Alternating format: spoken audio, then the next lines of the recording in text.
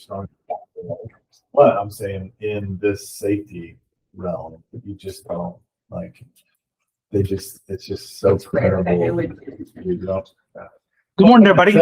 I'm gonna carry a gun. Yeah, Because more power to everybody. yeah. Good morning. I think we need to turn that fan on because it's going to get stuffy in here. I'm freezing too. I'm like, I'll turn it on. I'm using last I'll bring my jacket from out. I have my jacket last week. I was one sitting over here. I'll throw it past you where you don't get anything. All right, yeah. Right now. There we go. That shouldn't be getting out. Okay? That'll throw around here. All right. So we're going to get started this morning. I've got about 15 minutes worth of stuff. And we've got Sean coming in. And then we'll have our fight or flight video from NAR. And then we're going to hear from our illustrious leader, Jimmy. And he's going to go over his take on realtor safety for September. This is the final class of that. I'll go through what's coming up. So first thing first, our core value. We are fans of feedback. Mistakes are opportunities to grow. We believe mistakes can be gifts if we treat them as opportunities to learn. Our culture believes in being open, honest, and transparent with our shortcomings and using them as lessons to grow, improve, and push forward. We're excited to both receive and give feedback and hold to the idea that to be clear is to be kind. To that end, quarterly catch-ups have now started, and I want your feedback. So what I'm kind of doing this quarter is if you're a part-time agent, if you do this on the side or Gracie, you've got school, I don't expect to have a quarterly with you. Oh, you don't want to meet up. You can meet up. You're welcome to meet up. You're welcome to catch up. Okay? More than welcome. I would gladly meet with you for 30 minutes. That's perfectly fine. Or an hour. But Only 30. 31 minutes too much. Okay. But if you are a full-time agent and this is what you do, I would like to have just a quick meeting with you, 30 minutes. Do you want us to do it too? Yeah, absolutely. Everybody. I asked the other day. I said, are we supposed to do this? I was like, I don't know. Yeah, just together. Y'all, we can do it, the three of us. Just quarterly catch up. I mean, we catch up weekly and daily almost, so it's okay. But yeah, there's some things that I would like to ask everybody that's a full-time agent. Look for my calendar. Go to the top of the guides channel in Slack, either on your phone or on your computer, and there is a link there that says quarterly catch-ups. Click that link. It will take you to my calendar. You can pick a day. Also at the top of Slack is our subject matter experts. If you have issues, if you have questions, if you have contract stuff, please go to that tab and select somebody. I don't mind answering your questions, but we have a lot of volunteers that want to help you as well. And I would love for them to be able to step in and give you some guidance, give you their perspective. And then if it needs to be elevated, absolutely come to me or Jimmy. That's completely fine. Always. You always can do that. But if you have something that just want to ask an opinion or favor or whatever, please use the subject matter experts. If you have a website that you have not linked yet. Hi, Jana. Hi, Jana. Sorry, I just have to rest in the office here. Oh, You know, too many times I've driven up that highway. I understand. Yeah. If you have a website that you want linked to your 6th app website picture and you haven't submitted that, there is a link for that at the top of the Slack channel, and it says email/web link at the top of the guides channel.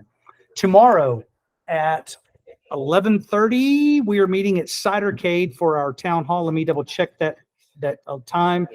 11:30 to 1. 6th Ave is going to be providing pizza and your admission into Cidercade. If you've never been to Cidercade, imagine all the video games you played when you were a kid. They're the actual video games. It's really cool. There's Centipede and Pac-Man, Miss Pac-Man, Space Invaders. I mean, everything, Asteroid. They have all those old games. The tank games that people used to have the little thing and do the thing. So that's all there. It's very cool. We are providing the pizza and the admission, right? But we will not be providing your cider, but they do have some really good ciders there. It's an alcoholic drink and it's good, but it's like a cider. It's good. Next week's first Wednesday agent meeting, we'll go over wins for September. We'll do a short market update and what we're expecting over the next quarter. I'll probably have a video to show you of what we're expecting as far as rates and stuff like that. I'll get that put together this week. But It doesn't do me any good to do it today because it's going to change over the next week. So we'll have very pertinent information. October Masterminds. Our Parker County brokerage managers, Tasha and Holly, will be doing it on the 11th, and they will be doing over things they learned at TAR, at the TAR conference. So that'll be a very good mastermind. I'm sorry? Oh, I just make sure she's on the dock that I started on. Okay. Then I will lead, because this has been requested, time blocking and a day in the life of a realtor on the 18th. That'll be about 30 minutes, and then we'll have 30 minutes for Q&A and talk about things. On the 25th, Maria Gonzalez will be here to show you how to be a follow-up pro. So when she gets a lead, she's going to go over her system of what she does and how she does that to follow up and stay in touch. And we've got some scripts and stuff that we can give you if you ever guys want that. At this time, we're going to ask our favorite lender in the most beautiful shirt that I've ever seen, Sean Russell, to come in and give us an update on what's going on with Santana Acres Yes. and Santana Ridge. Yes. Santana Ridge. Thank you. Yes. I need to, I get the, I have the Calvin acres. Acres, Santana Ridge. There you go. Okay, Yeah. so the acres are down low and the ridge is up high. Got it. Yes, absolutely. So, and anything you wanted to share on the market as well, Yeah, we're all for sure, ears. for sure. Yeah, there's two things. So for those of you who participated the last time in Calhoun Acres, I feel like everybody, even if you didn't hold contracts, I felt like everybody felt like it was an investment that was worth it. You know, the idea though was to build on that and not just be a one-time thing. So everybody puts this extraordinary effort in to get themselves tagged in with the construction world. But that you have something to build off of with it, and we continue to build on that. So this next phase of it is Santana Ridge.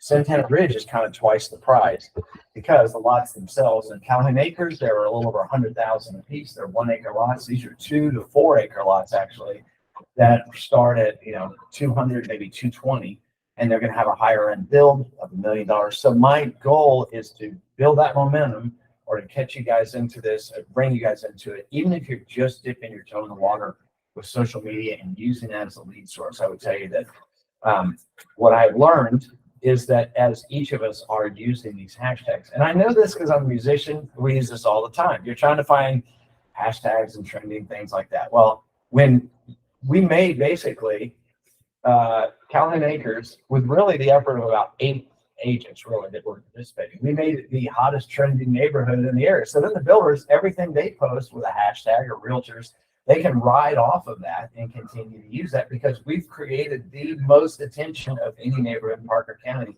collectively. Well, we want to do the same thing as Santana Ridge. But I think that the goal is to again, build on the momentum, get you guys connected with these builders that are working in there. We're going to expand it to more builders that aren't even building in there now. Or that just kind of, so there should be more like about 8 to 10 builders that you'll have access to. But I want to get you guys prepared for it. These will be $1 million to $1.4 million houses, and the builders that are participating in this will pay out your commission on this deal. So you would essentially, it would be a social media competition based on reels, based on likes and views. And you would, whoever has the most likes and views ends up getting a contract for the lot. We really did close these lots. There's real lot people right here that you guys took. I mean, yes. But the goal is this developer will also give you guys the time to bring in that builder and control that transaction so that they'll get paid when you guys sell it, ideally off of the build transaction. So that turns a commission of $3,000 into $20,000 commission or more, depending on the cost of the house, right? Santana Ridge will be even bigger. It'll be because these again will be $1 million houses, all together on average.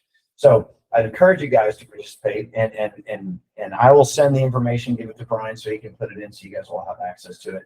What it'll involve, just to mark your calendars and think about it, is October 5th we'll be meeting out in Santana Ridge. This is a beautiful neighborhood, Brock ISD, get close down to the river and the access to Lake Granbury and all that kind of stuff. But we'll be meeting in the house with a developer and with some of the builders on October the 5th. I also want to encourage some of you who've done nothing in building, some of you have done nothing in social media. Some of the agents that participated in this were brand new realtors, and they had just massive, and Greg and I actually talked about that with your posts, the engagement rate, your engagement rate on some were up 2,000%, and it's because we had some agents that already had a massive social media following. but everything that you guys post all of a sudden is getting more traction. So that's the goal of it, is that while they're absolutely your competition in all other aspects, every other realtor, right? But when they know you and they see 8 other agents talking about the same subject, it is going to benefit each of us. So I'll put the information in there. Glad to help you guys out with that and get you guys comfortable. I know construction for some of you is a total unknown, kind of a mystery, and you hear only bad things about working with builders and how they screw over agents, which absolutely will happen if you let it. And I can tell you how to avoid that from happening. So, you guys have any questions on that part? It'll start October the 5th. Well, it'll start, you'll start posting, I believe it's the 9th is the following Tuesday. You'll post for 2 weeks. We'll announce the winner on the 28th, and then you will be writing, earning a contract for that. But that'll be along the way with the builders.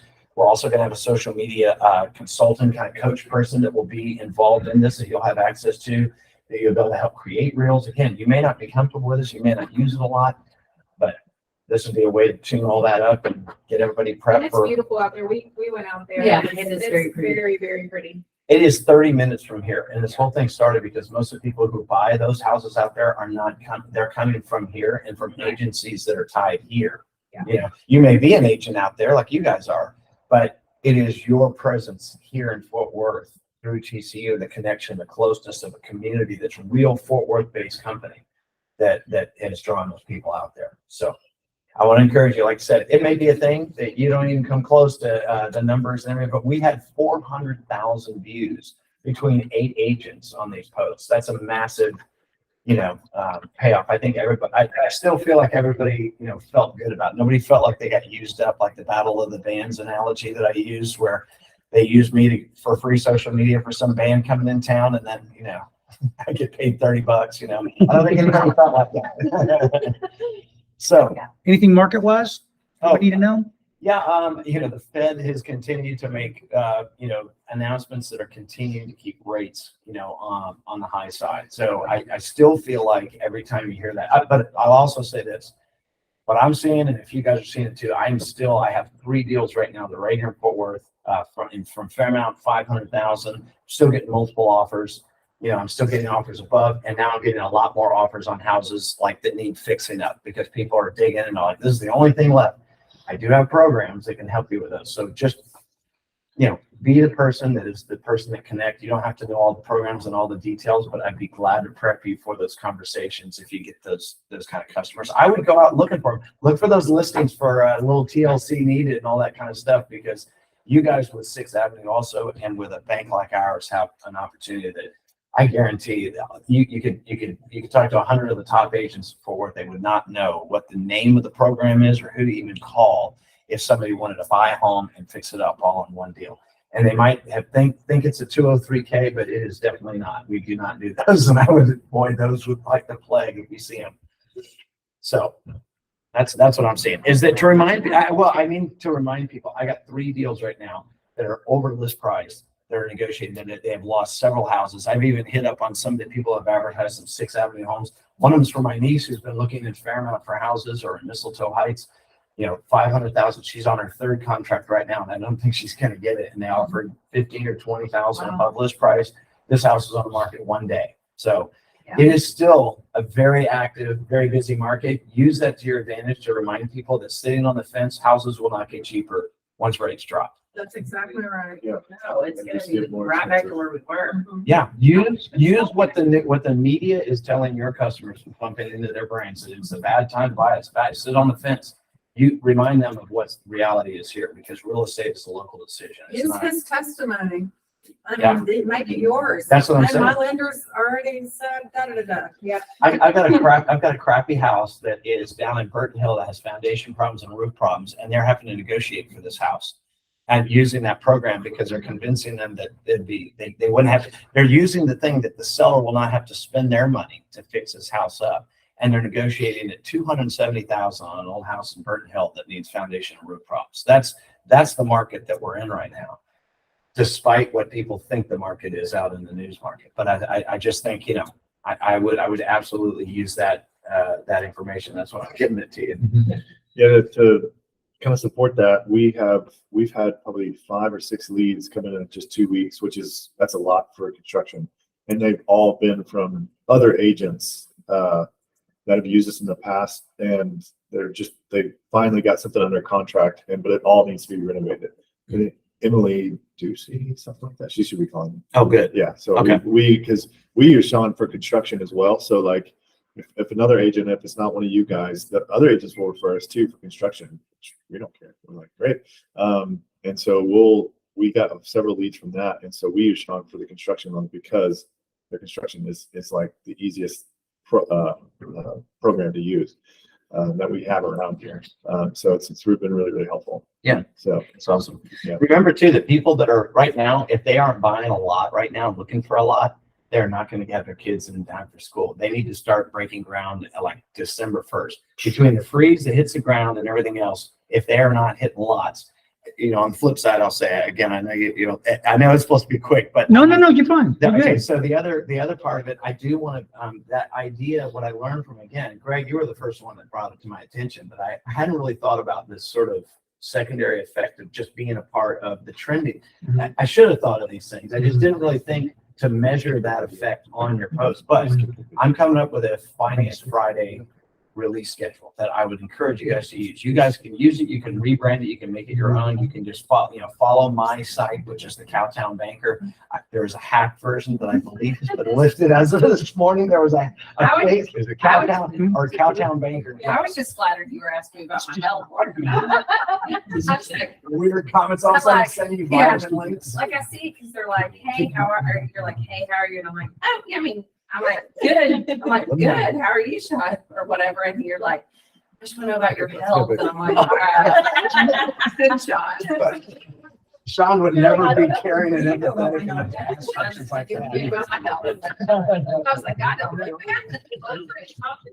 Is my camera off? Did you watch my video today? Like, I was like, it's a fun video. Well, I'm going to come out with just a Friday, just again, a drip to put out there of stuff. So and this will be kind of a niche products. It will allow you an opportunity to brand yourselves. But again, if all of you are collectively around sort of this schedule that I come out with, what I would love your feedback on is I'm going to give the schedule to Brian as a tentative idea.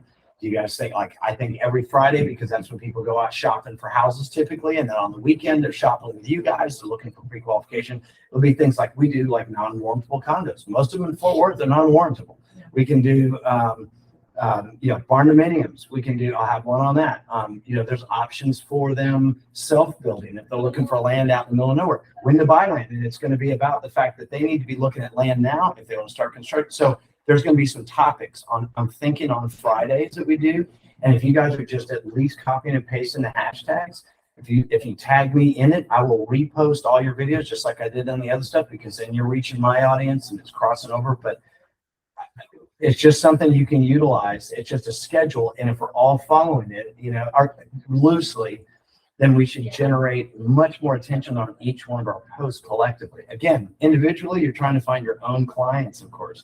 But on social media, I'm realizing we're kind of missing an opportunity if you guys aren't collectively posting kind of along the same lines, same hashtags, not the same pictures and images, but using these, incorporating these hashtags in would do us all good. So I may Just go an out there idea. with my drone that'd be great. and do some video with my drone.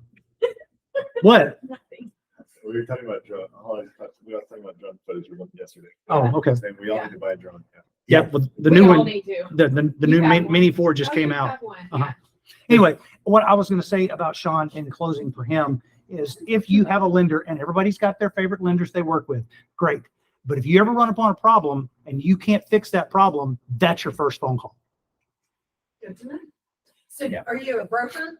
We're direct on all our programs. So if you imagine, like, is the market, when the market gets tighter and rates get worse or banks start closing, then a lot of the resources for brokers get worse. When the market's good, brokers can kill it on rates and everything like that. It's kind of changed. But with us, I would say that our strength is we don't have any overlays because we're keeping the loans direct. So everything we do, whether it's a lot loan, some of our VA business we used to sell when the market was good. Right now, we're not selling anything. Nobody's buying anything. So we keep everything. We're the nation's largest privately held bank. Okay, what First United Bank, first? and then First United Mortgage is officially the mortgage end of it, but we're out of Clearfork, we're in the Clearfork branch. And I was gonna say, I sent him a buyer for the home style well, didn't work out. She didn't go with him, but I was telling him this morning, I'm glad she at least called him because he gave me some insight on their financing that made me more aware to use their own financing that they had that I would have never known about. And he was pretty like detailed about what he was concerned about. So it made me just like really stay on top of stuff. But yeah. Yeah, it's definitely important because I think, sometimes I think loan officers don't like to deliver bad news. They think that the way they're going to win business to make it seem like every deal is a cakewalk. It's like, this deal, you need to know about this. Or in my builder's case, a lot of times it's like, do not waste your time. Do not write a contract on this deal. Don't take this person shopping. Don't waste your weekend because they are not close. But it is funny that I found a trend recently that the people that definitely should be calling me before they ever talk to you are usually the last ones who call me. Yeah. I'm the last. Don't want to hear what they know is true. It's always, so I'm going to give them all the bad news they've been trying to avoid. It's like, if we can just get everything else, like find the right house and the right school and the right payment that we like and everything, then we'll deal with my finances and bad credit and bad choices about where I put my money.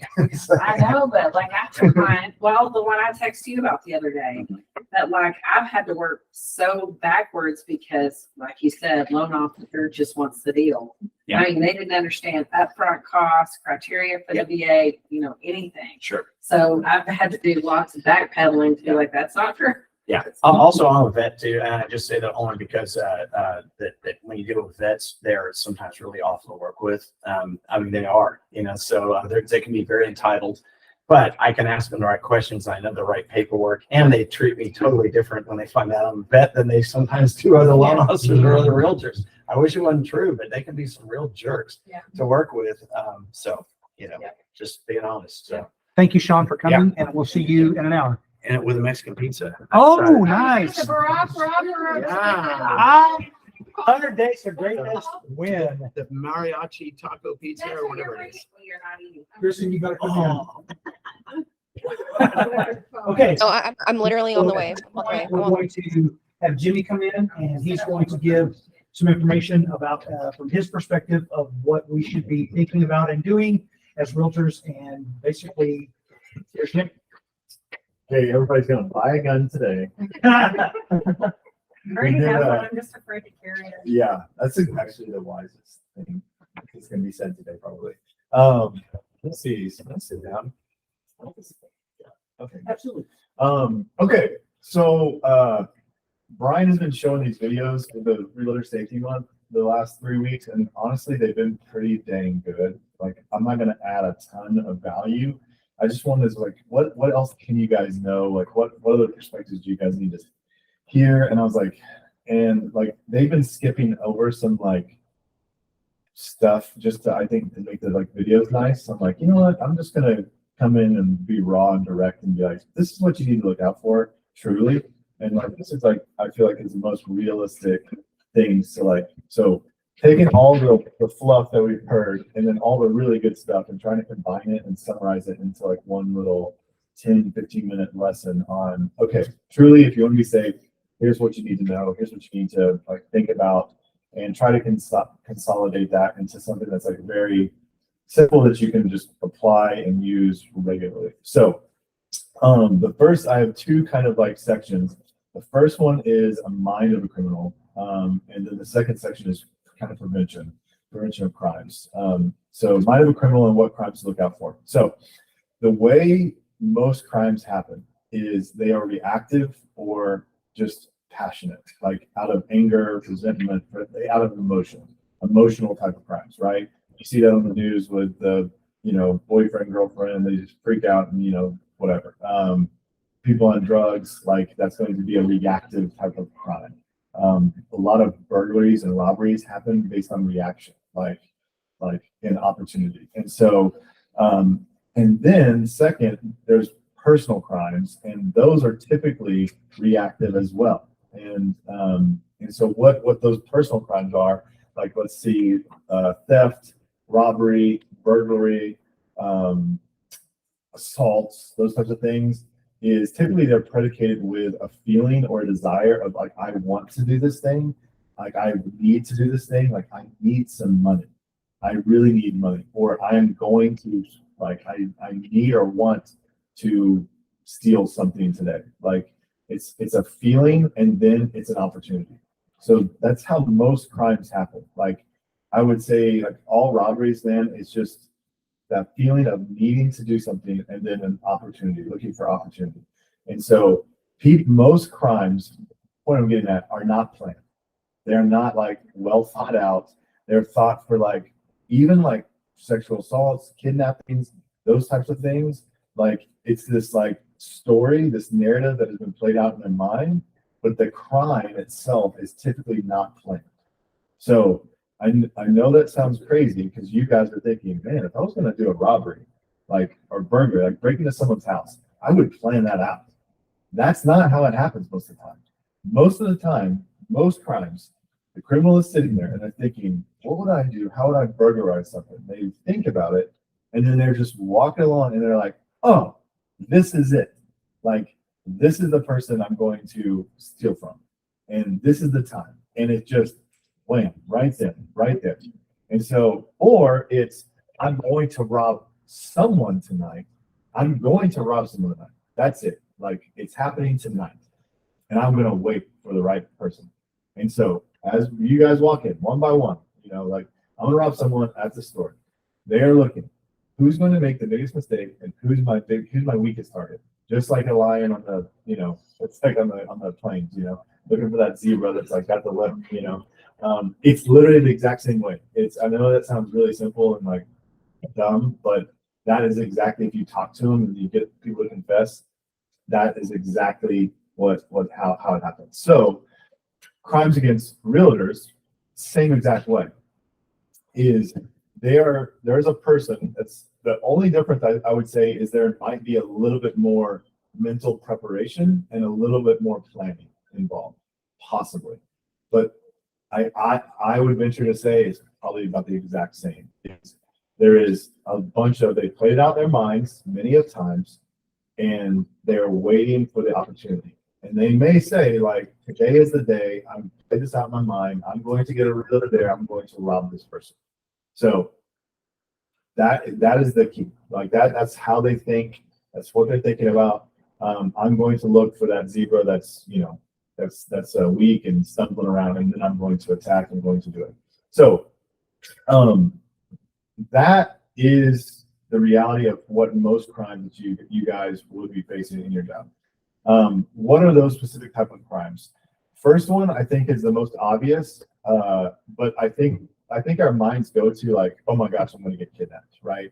I think people's minds go to that, but that's not really what you would like. That's going to happen once a year of like all real estate agents, period, right? But the reality is most of the crimes you're going to deal with are like thefts, like secretive thefts, right? Like they go into a house and they sneak someone, you know, ring or whatever, put in their pocket and walk out. Like that is going to happen 99 times out of 100 of all crimes that happen, right? So theft is the number one thing to look out for, and the number one thing that like people are thinking, I'm going to go to open houses with this realtor and I'm going to steal someone else's property.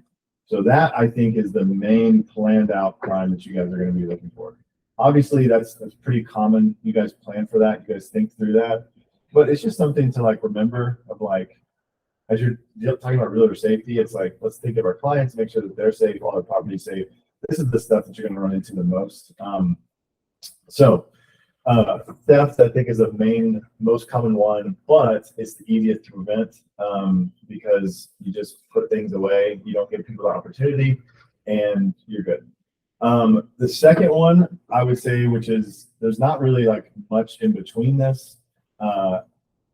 There are crimes, but they're not like predicated, would be robbery.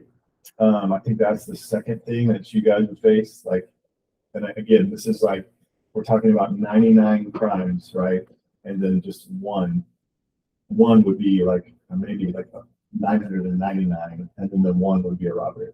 And then we're talking about 999,000, and then one might be like assault, kidnapping, that sort of thing. So robbery, this is going to be planned out again. It's crime always follows this pattern: mental preparation, mental thoughts, mental dreaming, idolizing, maybe a quick plan, it's usually involved within a 4-hour window or less. Like that's the preparation that happens. So mental preparation, I like idolizing it, thinking about it, actual planning, 4-hour window or less, opportunity. Follows that same, like majority of crimes. Some of them reactive, those are the crimes of passion, but most crimes follow that pattern. So, same thing here. Robbery is, I'm thinking about it, I've planned it out, I've run it through my mind. Got a 4-hour or less prep window. Typically it's like an hour, and then they start calling, they start like ready to go. And then crime happens if an opportunity presents itself. If the opportunity does not present itself, then it won't happen. Last crime is going to be sexual assault or kidnapping. And that's just the reality of it. And I don't mean to like scare you with that, but like those are like the 3 crimes that like are going to happen. There's like a few other ones, but they're just they're not going to happen without like something personal happening as well. If that is the case, sexual assault, this will be this will be more planned out than a 4-hour window. If that's the case, this would be the only crime that's like more planned out. That will have to be like thought through and like multiple plans before and after. The good news on this last one is it's the easiest to see coming, and it's the easiest one to prevent. So it's the easiest one to like thwart because the opportunity window has to be the biggest. In a robbery, the opportunity can be, but in like an assault like that, it's got to be pretty big opportunity. So those I think are the 3 types of crimes. Criminal is again mental, kind of playing out their mind, planning, which is a very short window, and opportunity, which depending on the type of crime is bigger or less. So I think those are the 3 types of crimes that you guys would fix. Any questions on that really quick? We're going to get into like prevention here in a second. It's not like this is like that's like the scariest part. So have you guys like thought this out like before? Like thought of this stuff? Does that like run through your mind? Like the baby kidnapped? Yes. Yeah, all the time.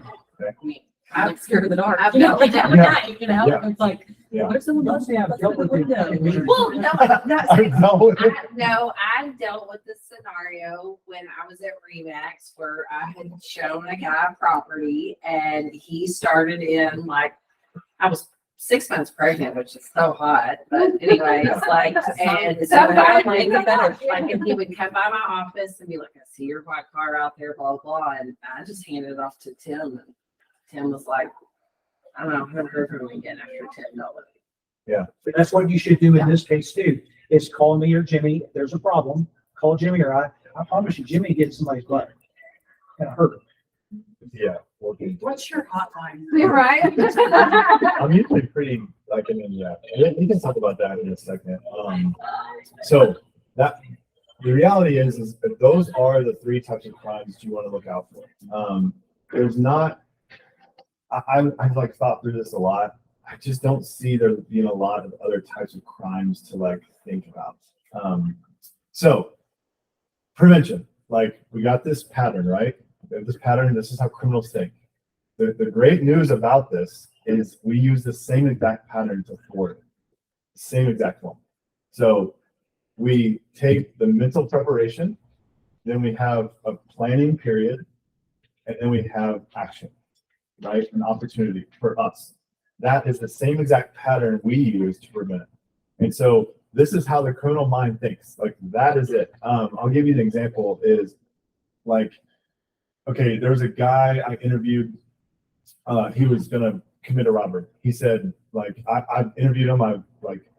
This was post robbery, and I was doing interrogation. Right, I got him to just basically break down, started crying, and then he just tells me everything. Tells me how he's thinking, tells me everything. But it was really cool because it was a really cool insight into a criminal's mind and how they think. And he's like, yeah, man, I woke up and every criminal has to have an excuse in their mind. They can't think that they're doing something bad. No criminal wakes up, just so you guys know, a little sneak peek and more insight. But most criminals cannot go, I'm going to kill a person because I like want to kill. Criminals don't think like that. The only people who think like that are sociopaths, which is like a very small select few. Most criminals cannot justify robbing someone just because. They have to have a why and a reason that makes sense to them. They like mentally, they have to justify it to themselves. Like they have to go. So his justification, which is bullshit, but it was his. He's like, man, you know, I hadn't had a good meal in like 2 months. I got my grandma that I live with. She hadn't had a good meal in 2 months. And I woke up and I said, fuck it, I'm just going to rob someone. That's his justification, right? Like that's not really true, but it's true in his mind. That's what he believes. So he wakes up and he's like, I got to get money today. That's his thing. He goes, so I told myself today I'm going to get money. I don't care how I do it. I'm going to get it. And I was like, okay, well, how are you thinking about it? Then I started thinking, how am I going to get money? Well, I'm just going to jack someone. That's his words. I'm just going to jack someone, right? Here's that thought. There's a justification. And there's that mental, now I'm going to start running scenarios in my mind. So how am I going to do this? How am I going to do a knife, a gun, brute force? I'm going to choke someone. I'm going to scare someone. Who am I going to do it to? Like, that's not really planning. That's just thinking. That's just, you know, I'm kind of mentally playing out in mind, right? And so he thought about that all day long. All day, from 8 a.m. till 8 p.m. And then about 9-10 p.m. comes along. It's dark. Now he's thinking, oh man, okay, I actually got to do it then. So how am I going to do it? Well, I'm just going to walk to the store and I'm just going to figure it out. That was his planning period. His planning window was literally like 1 minute, and he just starts walking. So his planning moment was 1 minute. That is like almost always how it is. There's no plan of escape. There's no plan of like, what weapon am I going to use? He didn't even know he was going to use a knife until he had it in his pocket. And he was like, oh man, I got a knife. I can remember. Like, that was his planning. It was literally 30 seconds to a minute. Okay, that's how most of the time it happened. So he starts walking down the street. He goes to one store, and he's like, man, there's some dudes in there that I knew, so I didn't go to that one. Went to the next store. There was someone knew his aunt, and then they walked out, and then the only dude was in there was like a bigger guy, so he said, no, I'm not going to do that. Went to the next store. No one was in there, and he's like, I was in here. I went around, looked at some chips, saw the clerk was like an older lady. He was like, screw it, I'm gonna go rob her. Boom, opportunity, done. That was it. That's his planning. He goes up there, doesn't plan on stabbing her. He ends up just like holding her at knife point, and then she like freaks out, and he just like reacts and stabs her once, and then he takes all the money and walks. She's fine. She's okay. But like, he wasn't. Nobody wants to be stabbed. Yeah. No, we just need to say that. Stab me.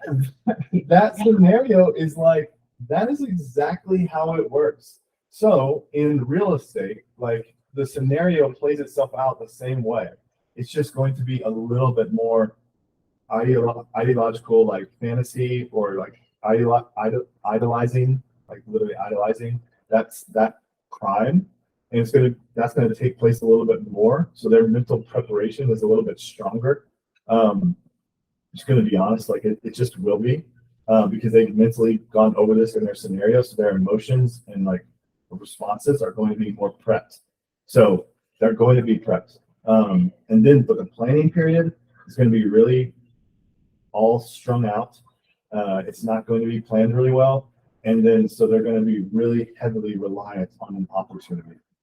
Heavily reliant. That's what you guys have in your as to your advantage. Is there's a lot of like thinking through it, little planning, and they're heavily reliant on opportunity. And that's where our opportunity comes in from a prevention standpoint. Okay, let's go through a few things. So prevention. The first step, what do you guys think it's going to be? Aware, but what does a criminal do? Size you up, No, what's the criminal do first? I think. Think.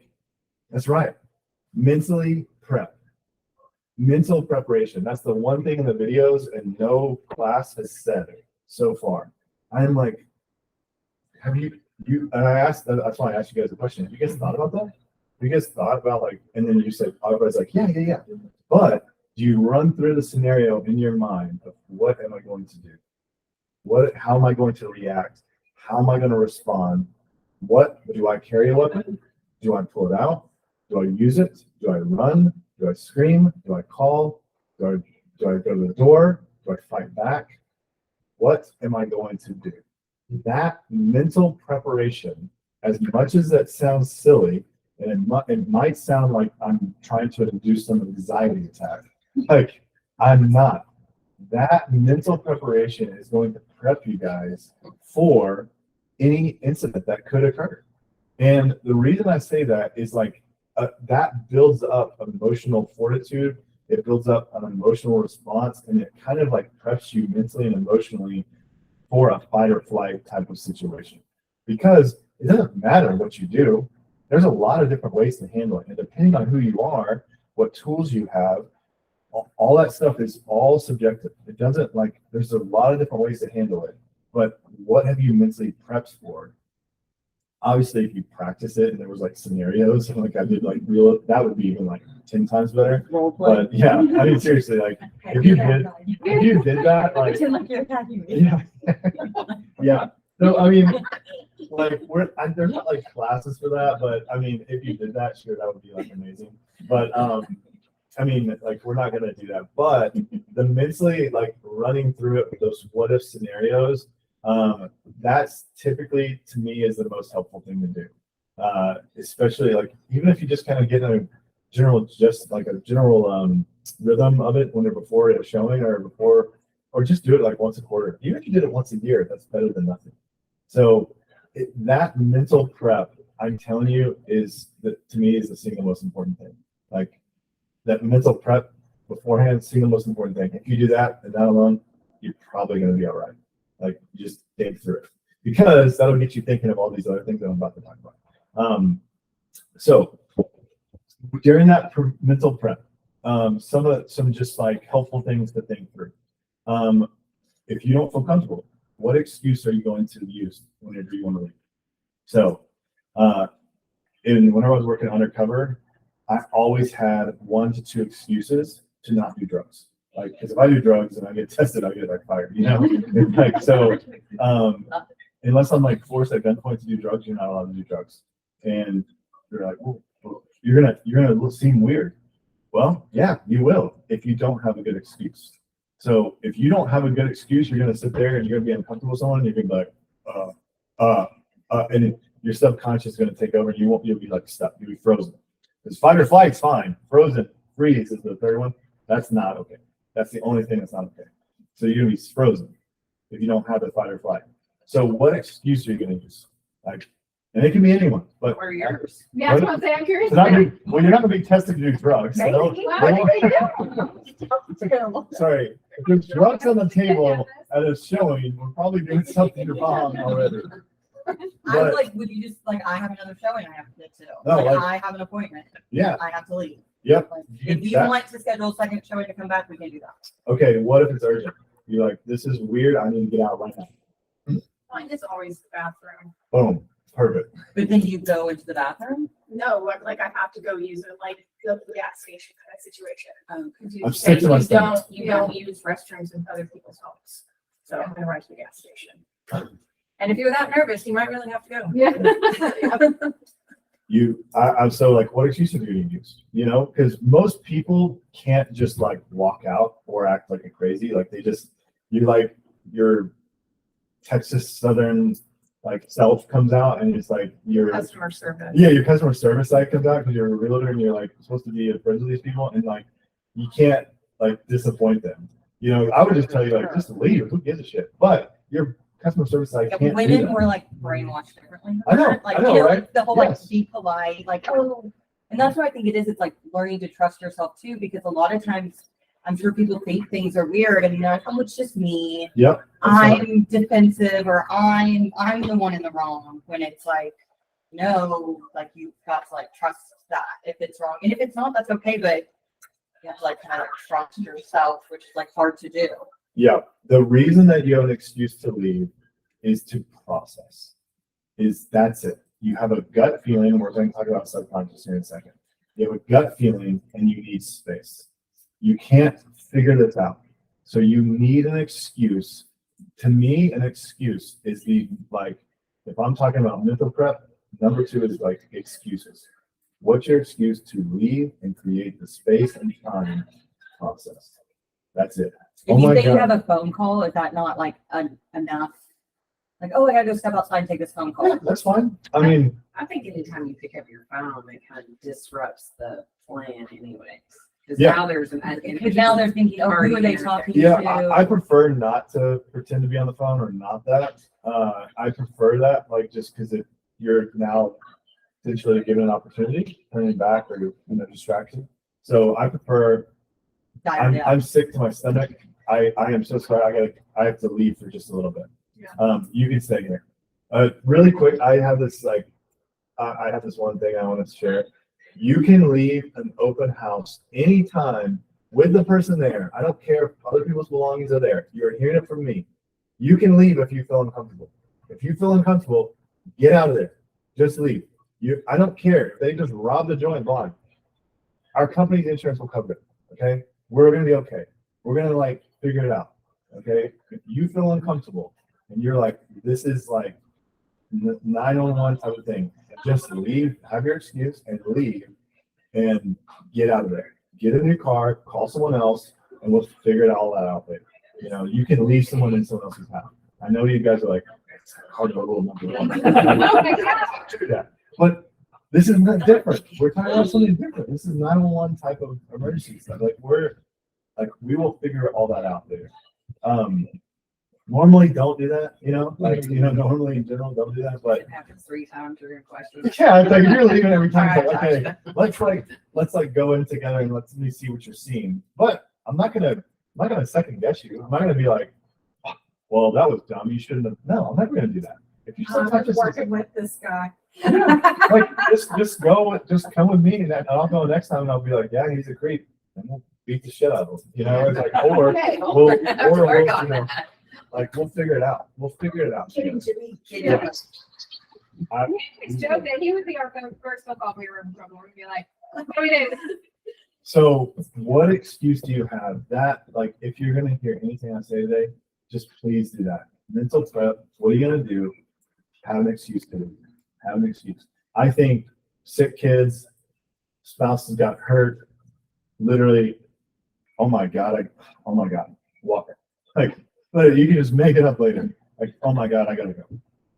That literally would be my excuse. What was your excuse for not doing drugs? I'd be like, oh man, I'm about to pick up my kid, or I'm about to go see my mom. If I was when I was younger, I would be like, oh God, I'm about to see my mom from high. She's going to fucking flip out. And they're like, oh man, I know. It's like, so. I used to tell my kids, play the mom card, I don't care. We tell the same thing. So I particularly. Yeah, I did that when I was younger. When I got older, I was doing higher end stuff. It's like I don't do that shit. I just when I'm dealing heavy, $100,000 worth of stuff, you just don't do it. So it's easy because I don't do that. Do you do that? It's like no. Why do you do that? We make money. I'm here to make money. So whenever you do higher end stuff, it's a little bit easier. Lower end people are just stupid. So I would be bro. I like that. Oh my God, I've got to go. Yeah. Oh my God, I gotta go. That's it. It's easy to feel that emotion in that moment. Yeah. And you got to be believable.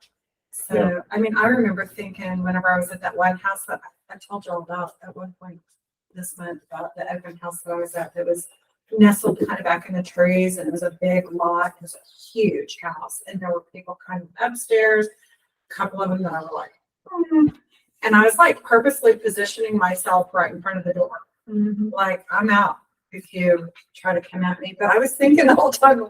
I did that my last house that I did by myself.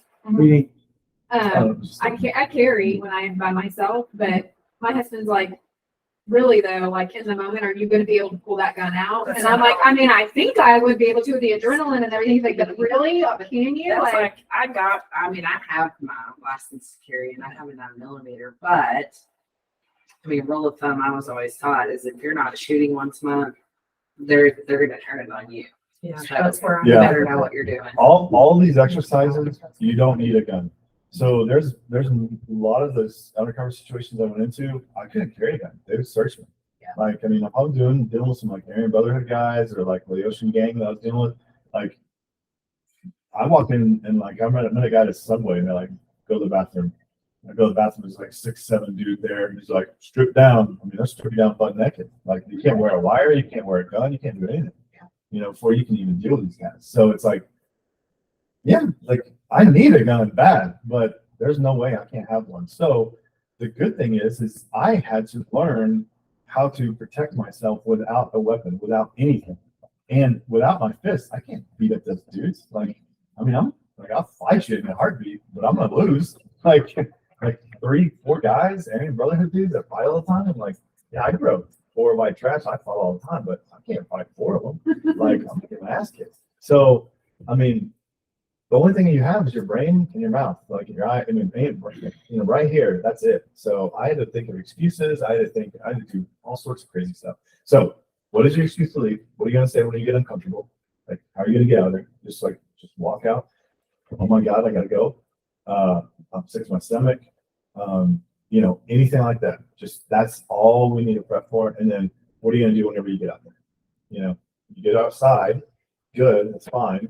I love the sick to your stomach excuse. I love the, oh my God, I gotta go. Because as soon as you can literally run, that excuse is fine to run, right? And you can sprint to your car and you can drive off in a hurry.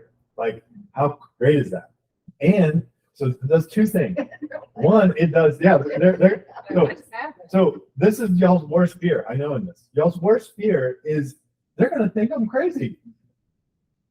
You have just now provided a platform where you're not crazy, okay? You have just provided your worst fear, which it shouldn't be. I know that, but I know your worst fear as a realtor is like, they're gonna think I'm crazy. Good, you just provided your way out in case they weren't weird, which they are. If you're running out, they are weird. If for whatever reason you were wrong, which you're not, but if you were wrong, you are perfectly fine to come back with another person and complete a transaction. You didn't lose a deal. You didn't screw it up. It might have a weird interaction, but guess what? If they're a sane person, they're gonna go, whoa, I don't know what the hell that was. That something must have been going on. You'd be like, I know the feeling. Yeah, they're gonna go, I relate to that, or they're gonna go, man, something must have really bad happened. And you can go back with me or Brian and someone go, false alarm. They literally thought my dad was going into cardiac arrest and they thought he was going to die. I'm so sorry. It's like, I'm very close. You don't even have to have a dad. Just make it up. And it doesn't care. They're not, you're going to be totally fine. The other scenario is they are crazy. And you realistically prevented an opportunity and you mentally prepped. Your planning is already essentially done with your mental prep. And we'll get to some of the planning stuff. And then you took away all opportunity. This mental preparation also allows you to figure out what tools you want to bring and what you want to leave home and what you want to use. So guns, knife, pepper spray, taser. Let's just pause and talk about all those things. Taser, I don't like at all. Like, a baton, I don't like at all. Just unless you have a taser that shoots out the barbs and it's like by the company taser. There is a public taser from the company taser that shoots out like a gun and it shoots out the barbs. That's the only one I would recommend. Everything else, throw it in the trash. And if you haven't used it on yourself, try it and you'll see why. Phil, you can bring all your tasers, we can test it out. Thanks. Yeah. I'll take your word. Yeah. I don't even know if I have it. I just feel like if I have it. Children would Right. hate each other. I have my pepper spray that we got Okay. from the shooting range on top of the fridge. Should it barb one? I don't think so.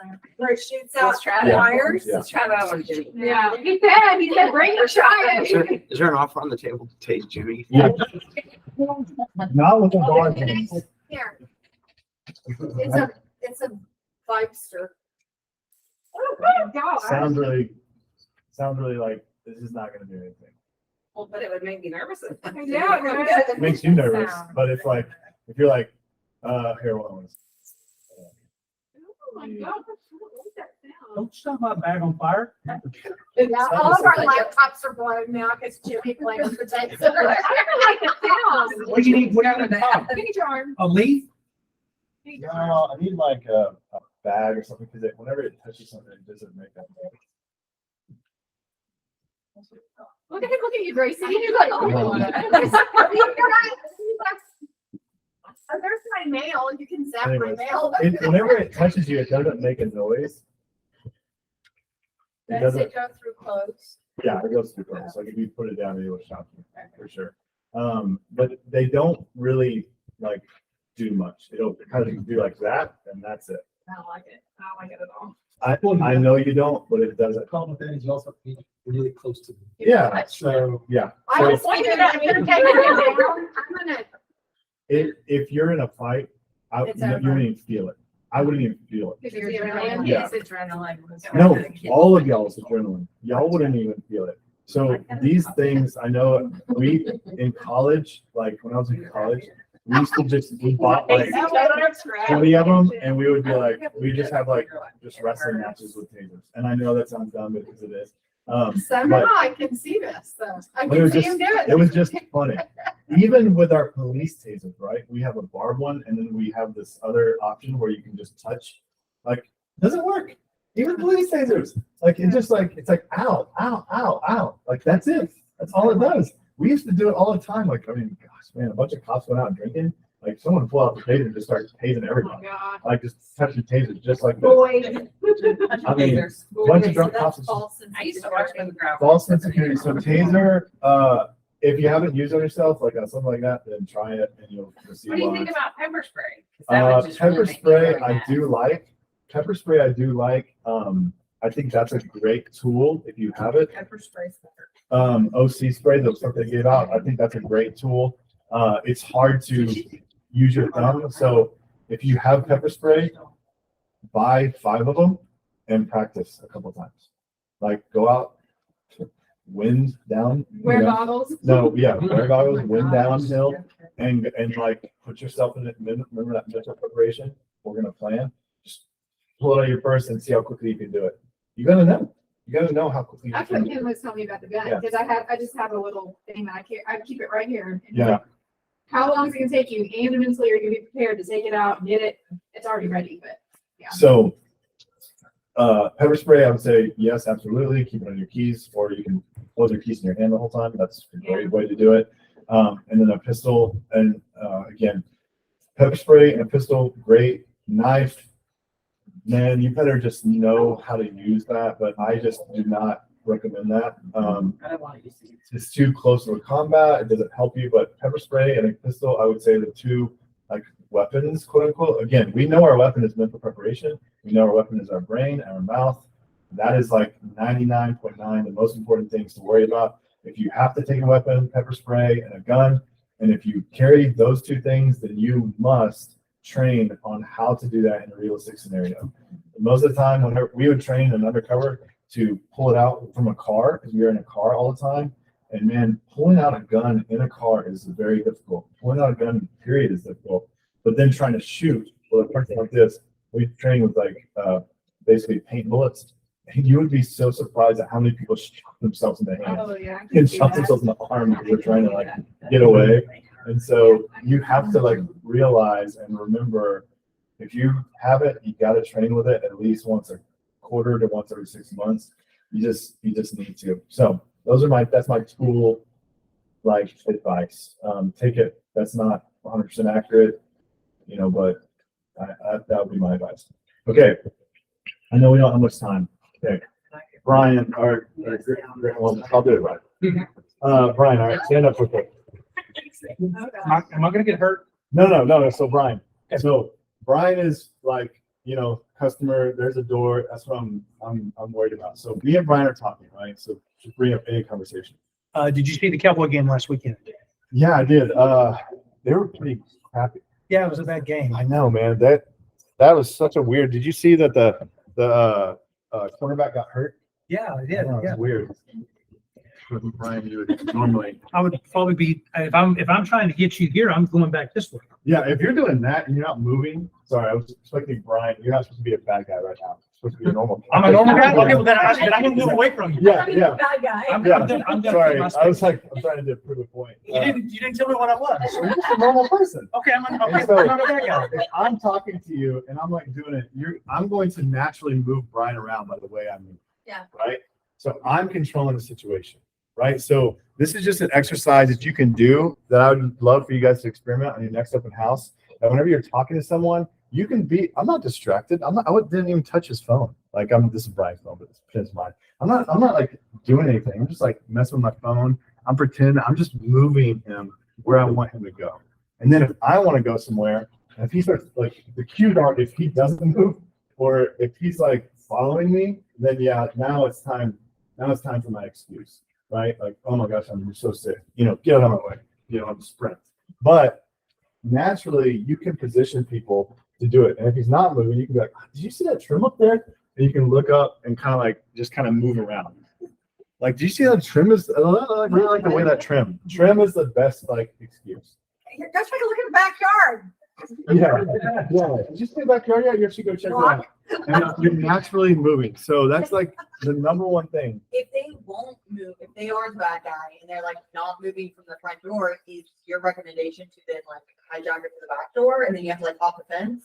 Yeah. Like, Yeah, I don't know if I could like push a grown man out of my way. yeah, like You know what I mean? so this is the last part of the presentation, but like if you're like you have this sick excuse and they're not moving, well, you have to fight. There's no other way around that. Like if Brian just did what he did, I'm like, bro, like I gotta get out of here. So now I am fighting again.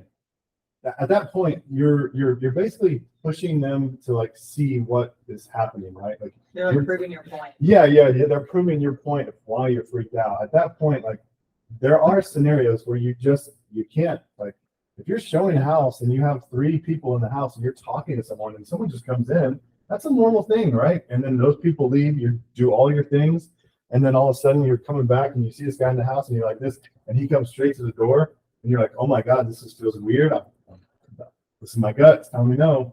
I need to get out of here. Oh my God, I'm sick. Use your excuse. And then he's not moving.